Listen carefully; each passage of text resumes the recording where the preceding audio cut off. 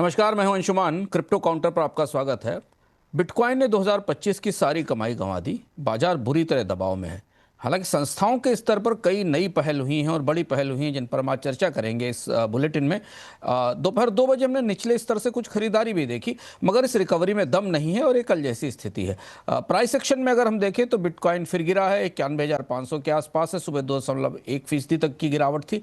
93,000 का सपोर्ट बार बार टूट रहा है और अब बिटकॉइन में डेथ क्रॉस भी बन रहा है, यानी बिटकॉइन 200 दिन के मूविंग एवरेज से नीचे है और यह खतरनाक संकेत है, यानी कि वॉलेटिलिटी बाजार में और ज़्यादा बढ़ेगी।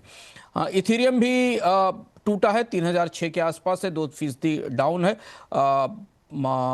सोलाना भी करीब 136 तक टूटने के बाद थोड़ा ऊपर आया है। 130 का स्तर अगर टूट गया सोलाना में तो लिक्विडेशन और बढ़ेगा। XRP 2.13 पर डॉलर के आसपास है, 3.6% डाउन है। वेल यानी बड़े निवेशक बेच रहे हैं, पर XRP का ETF आया है, इस वजह से थोड़ी खरीद दिखाई दे रही है। इस विषय पर भी हम अब चर्चा करेंगे। इसके अलावा STR के करीब 24% अप है। JDC 10.5% ऊपर है, लेकिन ये दोनों कॉइन्स में लिक्विडिटी बेहद कम है, इसलिए सावधानी बरतें।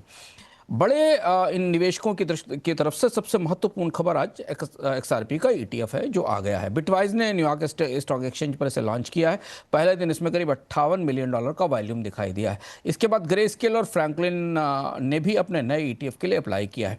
तो XRP एक और ऐसा कॉइन है जो ETF की दुनिया में पहुंच गया है।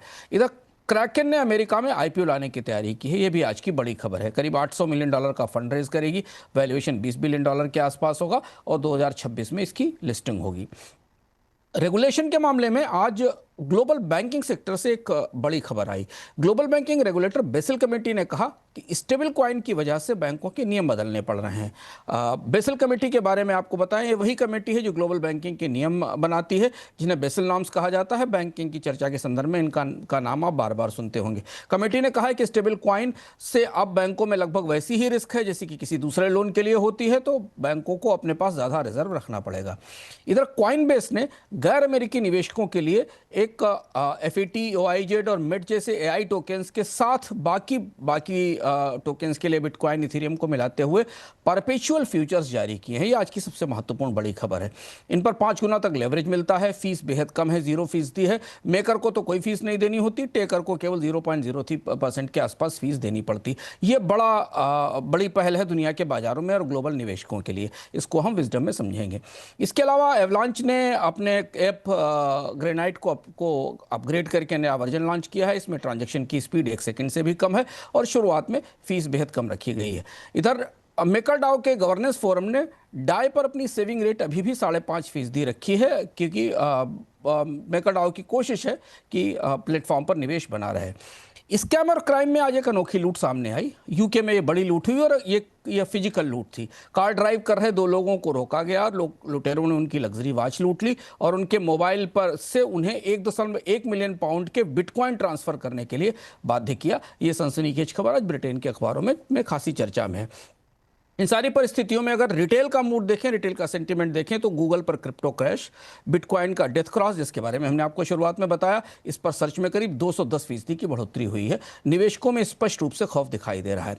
आउटलुक यह है कि बिटकॉइन अगर 90,000 होल्ड नहीं कर पाया तो 87,000 तक जा सकता है। XRP की ETF की वजह से थोड़ा बाउंस बाजार में आ सकता है, खासतौर से XRP में भी। एवेक्स अनलॉक होने वाले हैं, इनका थोड़ा प्रेशर हमें दिखाई देगा, लेकिन क्रिप्टो बाजार में ओवरऑल फियर और ग्रीड इंडेक्स 16 पर है, जो एक्सट्रीम फियर यानी भयानक डर का, जोखिम का संकेत देता है। अब हम आ गए हैं विजडम पर। आज जो कॉइनबेस का नया परपेचुअल फ्यूचर्स आया, इसकी बड़ी चर्चा है। Perpetual futures normal spot trading से अलग होते हैं। प्राइस ऊपर जाएगा या नीचे, दोनों तरफ दांव लगाए जा सकते हैं। कोई एक्सपायरी डेट नहीं होती, जितने दिन चाहे उतने दिन पोजीशन होल्ड की जा सकती है। इस फ्यूचर्स में जो कॉइनबेस ने फ्यूचर लॉन्च किया है, इसमें अमेरिका से बाहर के लोग ट्रेड कर सकते हैं, बशर्ते उनके पास कॉइनबेस का एडवांस्ड अकाउंट होना चाहिए। इसमें बिटकॉइन, इथेरियम, XRP और LTC के साथ अब AI वाले टोकन्स भी शामिल किए गए, जिसमें FIT है, जिसमें OIZ है और MET है, और इसमें नए टोकन्स जोड़े जाते रहेंगे। सबसे महत्वपूर्ण बात है कि कॉइनबेस ज़्यादातर टोकन्स पर 5 गुना लेवरेज दे रहा है। रिस्की टोकन्स पर लेवरेज 3% के आसपास है, यानी अगर आपके पास $100 हैं तो आप $500 तक की पोजीशन खोल सकते हैं। सेटलमेंट्स USDC में होंगे। बिटकॉइन, इथेरियम का कोई झंझट नहीं, जो भी लेन देन होगा वो USDC में किया जाएगा। फी शुरुआत में बहुत कम है, है 0% है, मेकर के लिए तो कोई फीस नहीं है, ऑर्डर डालना पूरी तरह फ्री है, टेकर के लिए जो फीस है वो बहुत कम है, 0.03% है।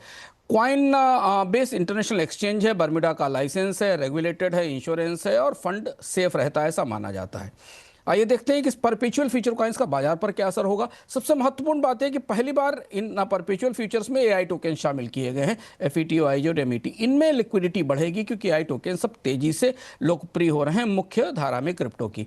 रिटेल ट्रेडर्स अब आसानी से लॉन्ग और शॉर्ट कर सकते हैं। पूरी दुनिया के लोग, अमेरिका से बाहर, सिंगापुर, दुबई, मुंबई, हांगकांग में, चीन में बैठे हुए लोग इसमें ट्रेड कर सकते हैं। चूंकि 75% क्रिप्टो ट्रेडिंग सिर्फ डेरिवेटिव्स में होती है, इसलिए कॉइन बेस ने अपनी पूरी ताकत के साथ इस डेरिवेटिव ट्रेडिंग में प्रवेश किया है। तो क्रिप्टो काउंटर में आज इतना ही, कल फिर लौटेंगे नए अपडेट्स के साथ।